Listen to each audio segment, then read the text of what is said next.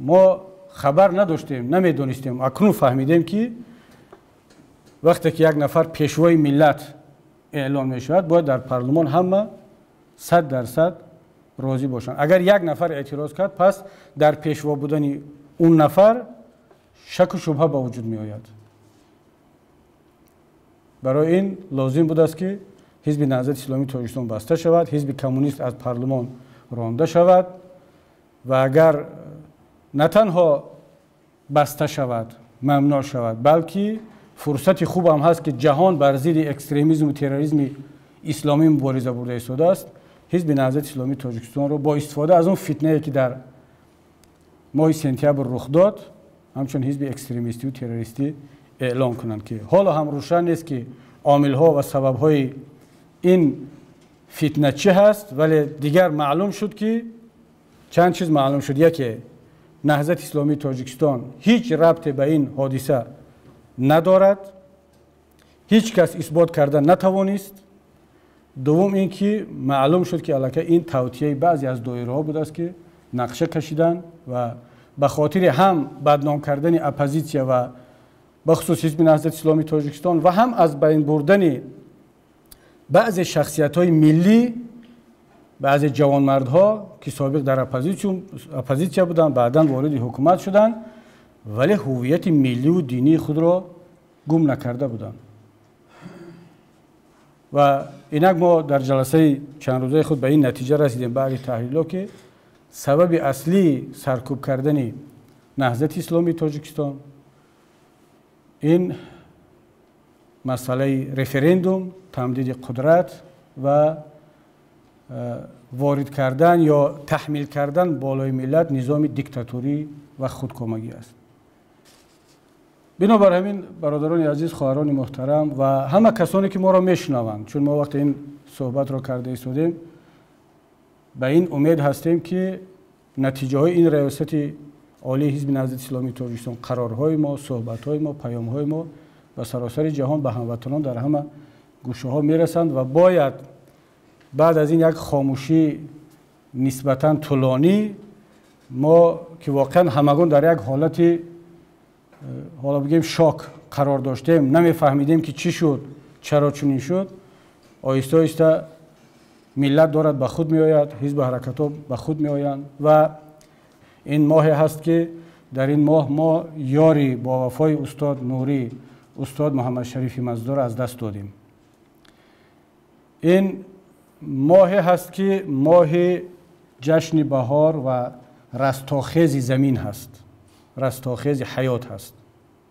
خیلی از طرف دیگر بازم رمزی هست که این مصیبت بالای ملت، بالای نهضت اسلامی تاجیکستان در ماه سپتامبر آمد در فصل خزان، در فصلی که تاریکی شروع می شود، بارش شروع می شود، خزان شروع می شود و این جلسه اولین ریاست عالی حزب نهضت اسلامی تاجیکستان که ماهی یا موسم و فصل زنده شدن طبیعت است، بیداری زمین هست، بیداری ضمیرها هست و انشاءالله امید داریم که خداوند با اون قدرت، با اون معجزه‌ای که دارد که حیات را بعد از مردن نشان می‌دهد که زنده شوی طبیعت بعد از زمستان یکی از معجزه است، یکی از نشان‌های قدرت خداوند هست.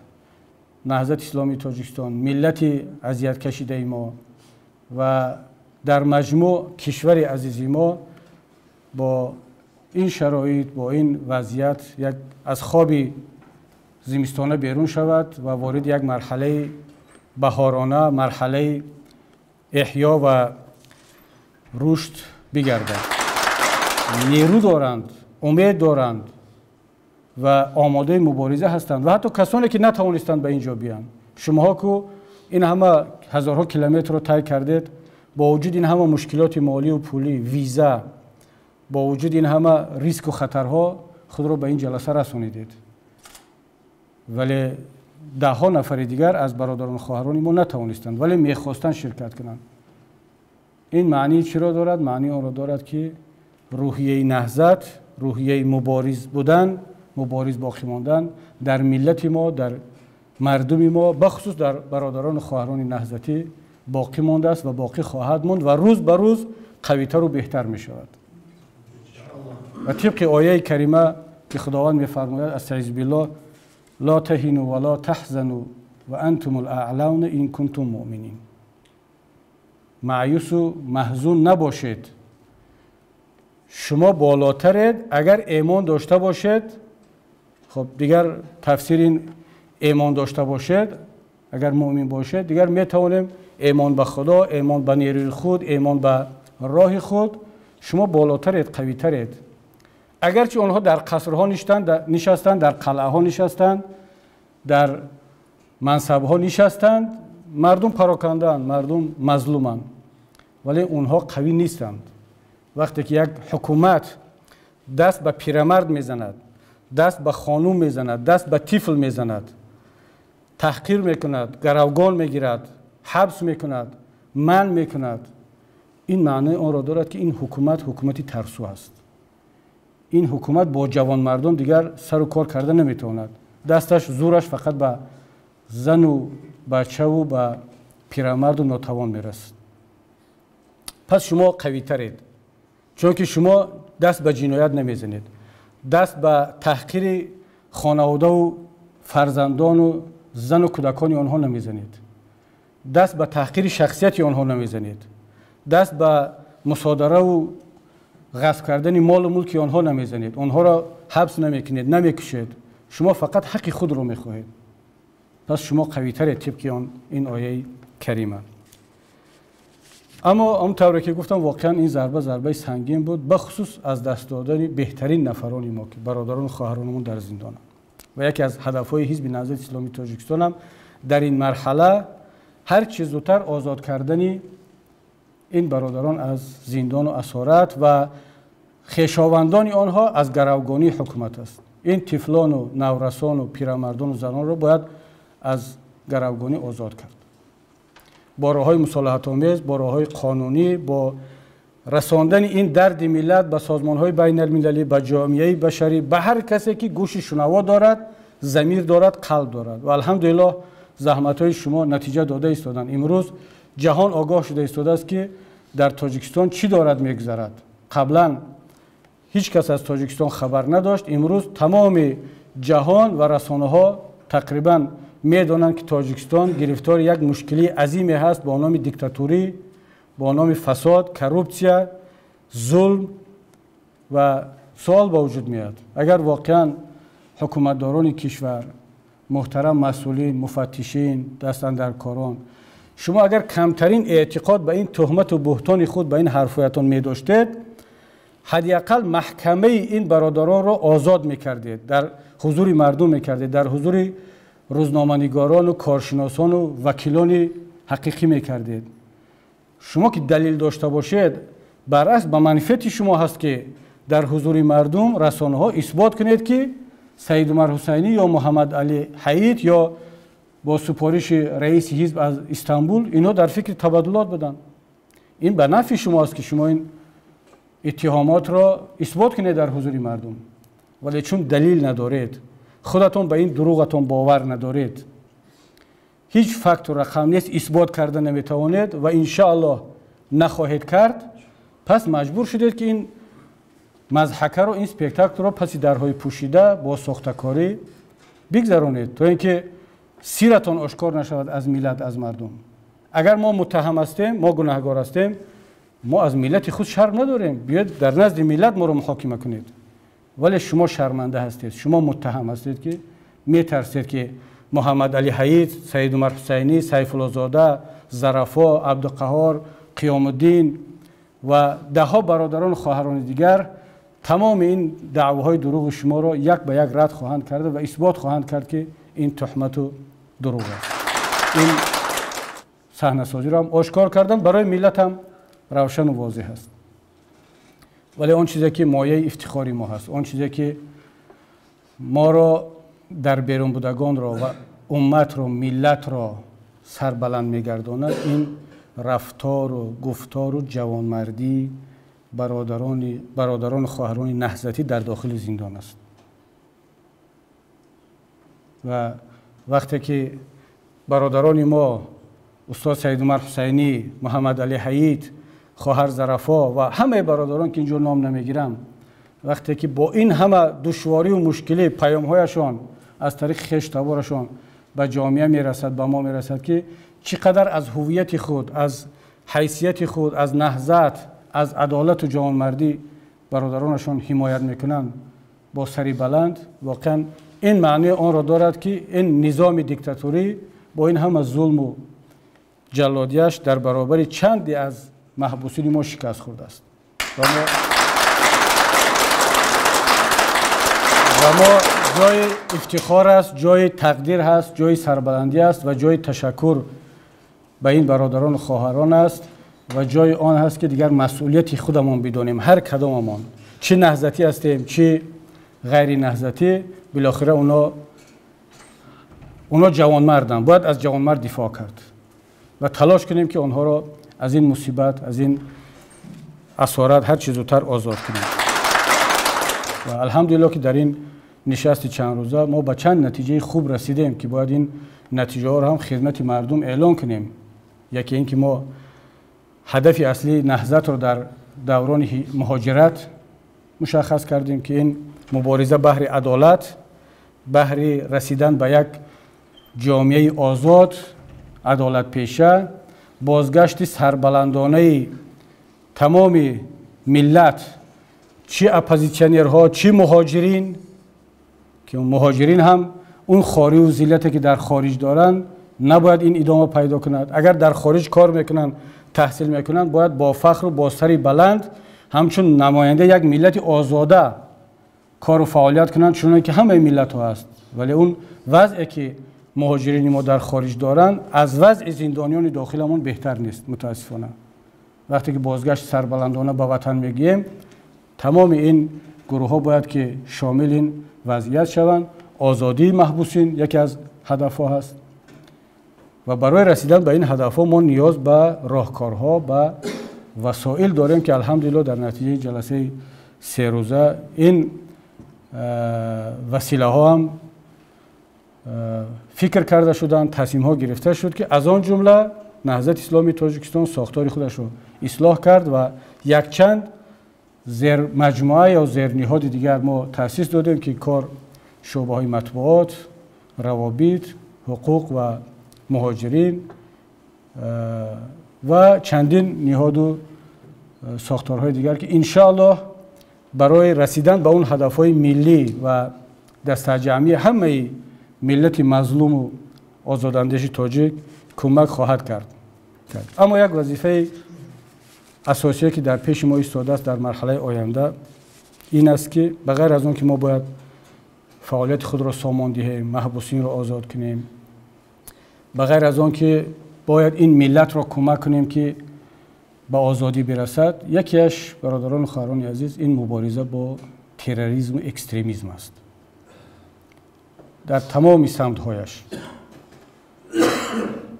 بعضی ها اشتباه میکنند که اکستریمیسم و تروریسم رو فقط به مسلمان ها، به گروه های اسلامی محدود میکنند یا اکستریمیست تنها همین اسلامگرا هستند. حالا وقتی که کسی درباره تروریسم گپ زند و طور اتوماتیک ذهنش به همون ریشدار و حجابدار و سالادار و حداقل به مسلمان میرسد.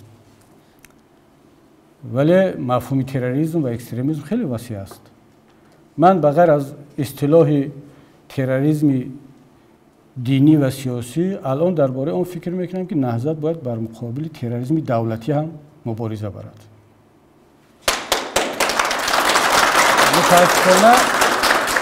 متاسفانه امروز ترور از طرف دولت ها صادر شده است، از طرف حکومت ها صادر شده است. اگر تروریست یک شخص باشد، یک گروه، یک حزب باشد، مبارزه با اون چندان دشوار نیست. اگرچه تجربه خاورمیانه نشان داد که کاری سهل هم نیست، ولی مشکلی اون وقت شروع میشد که عملی تروریستی از طرف یک حکومت، از طرف یک نهاد قدرتمند صادر میشد. بیاید فکر کنیم تروریسم یعنی چی؟ ما چی کارو تروریسم میگیم؟ در سطح جهانی حتی سازمان ملل هم تعریف یگانه از تروریسم متاسفانه ندارد. من در یکی از کنفرانس‌های اروپایی گفتم که اگر میخواهید با تروریسم مبارزه برید، حداقل در سطح جهانی، در سطح سازمان ملل یک تعریف یگانه از تروریسم باید با وجود بیاد که تروریسم یعنی چی. نشود که هر کسی که میخواهد رقیب خودش را با تروریسم متهم کند. شاید 100% نتوانیم به یک نتیجه برسیم، ولی حداقل 70% 80% جامعه بشری میتواند به یک نتیجه برسد که تروریسم یعنی چی. ولی حداقل میتوانیم بگیم که تروریسم این خشونت، کشتار، خراب کردن، زورآوری، ترسانیدن، اینا تروریسم، گروگان گرفتن، اینا عملهای تروریستی است که از طرف گروه ها و سازمان ها یا شخصیت های تروریستی صادر می شود. بیاید در شرایط تاجیکستان امروز ببینیم که همین عمل ها از طرف کی صادر شده است. کشتار، زندان کردن بدون قانون، زندان کردن در چارچوب قانون و عادلانه مشکل ندارد، ولی بدون محکمه، بدون رعایت پایین‌ترین معیارهای کیسیانی، گروگان گرفتن، مصادره مال و ملک، ترسانیدن شهروندان با راه‌های گوناگون، فشار آوردن، اینا را کی صادر کرده است؟ یگان حزب و حرکت، یگان فرد یا یک گروه با نام حکومت. پس در تاجیکستان تروریسم، اکستریمیسم وجود دارد، ولی از طرف یک گروهی که باز دیگران را با اکستریمیسم، تروریسم متهم میکند. پس وقتی که میگیم که تمام نیروهای سازنده جهان، بشریت و از آن جمله حزب نهضت اسلامی تاجیکستان باید بر ضد اکستریمیسم، تروریسم باشد، ما باید مشخص کنیم که در کجا و با کی. در تاجیکستان پس تروریسم، اکستریمیسم همون گروهی هست که امروز برادران ما را زندانی کردند، بدون سود و محکمه تحقیر کرده ایستادند، گروگان گرفته ایستادند. امروز صدها و شاید هزارها نفر از خویشاوندان و نزدیکان اعضای حزب نهضت اسلامی تاجیکستان گروگانند، نمیتوانند سفر کنند، نمیتوانند حتی تلفن کنند با خویش و تبارشان در خارج، به عیادت بروند، طبابت بروند. این را کدام گروهی تروریستی در دنیا انجام داده است؟ این را مشخص است که کی انجام داده است. پس وظیفه ما همچون یک گروه مبارز علیه اکستریمیسم و تروریسم باید به جهان بفهمونیم که تروریسم واقعی کیه، در کجا است، اکستریمیسم در کجا هست. نهضت اسلامی تاجیکستان از اول مخالف خشونت بود، استفاده نکرد و تا آخر خواهد ماند. ولی این جوانان را کی به دامن حزب و حرکت‌های تندرو تله داد؟ من فکر میکنم که مسئول اساسیش حکومت جمهوری تاجیکستان است. حکومت جمهوری تاجیکستان با بستن مسجد، تراشیدن ریش، منع کردن حجاب، بستن حزب نهضت، کشیدن مال مردم، پاره‌گیری، محدود کردن زندگی برای ملت در داخل کشور، این فضا را با وجود آورد که متاسفانه یک عده از فرزندان ملت ما به این نتیجه رسیدند که با این حکومت خودکامه، زوراندیش و زور رفتار تنها با اسلوب و رفتار خودش می شود مبارزه کرد. به این نتیجه رسیدند که با این اسلوب و رفتار نهضت اسلامی تاجیکستان و حزب کمونیست و حزب سوسیال دموکرات و گروه های دیگری آزاداندیش نمیتوان با یک دیکتاتور مبارزه کرد و رفتن سراغ خشونت و سلاح و پیوستن به گروه های دیگر. البته این اشتباه است، ولی مسئولش کی است؟ طبیعی است که مسئولش همون کسانی هستند که فرزندان ملت را به این ورطه فرستادند، تله کردند. امروز در هیئت این حزب و حرکت ها و گروه های مسلح با اون آماری که در دست داریم، بعد از عرب ها دومین ملت تاجیکا هستند از لحاظ شماره. ما همگی 8 میلیون هستیم. اندونزیا چند میلیون است؟ 200 میلیون بیشتر است. پاکستانی ها همون مقدار. بنگلادش، ترکیه، ایران، حتی افغانستان که همه با هم می جنگد، در این گروه های خاورمیانه این مقدار رزمنده ندارند. از کشورهای آسیای مرکزی هم به این مقدار تاجیکان در حیات این گروه ها آدم نیست. کی اینها را تله داد به دامن آنها؟ اگر نهضت اسلامی تاجیکستان تله میداد، در وقتی که نهضت ما در کشور فعالیت میکرد، این جوانان را نصیحت میکرد، شماره تاجیکان در این گروه ها این مقدار نبود. در یک مدت کوتاه که نهضت را بستند، مسجدها را بستند، حجاب را منع کردند، شماره جوانان در هیئت این گروه ها یک باره 2-3 برابر افزود. پس اشتباه در رفتار حکومت است، در کمبودی آنها است. این جنایت را آنها صادر کردند که ملت تاجیک را تبدیل به یک ملت آواره، مهاجر و نهایتا جنایتکار و تروریست در جهان دارند معرفی میکنند. پس وظیفه ما و شما و همه گروه ها و سازمان ها این است که بیان امروز جمع شوند در اطراف یک هدف مشترک و انشالله با کمک خداوند، با پشتیبانی مردم، با صبر و ثبات شما، با دعای پدر و مادران، با دعای زندانیانمان که مقربترین انسان ها امروز به خداوند اونها هستند، انشالله این ملت به زودی به یک پیروزی کامل خواهد رسید و به یکایک شما، به همه برادرانی که ما را میشنوند میبینند در این راه دشوار ولی با شرف از خداوند منان توفیق میخواهم.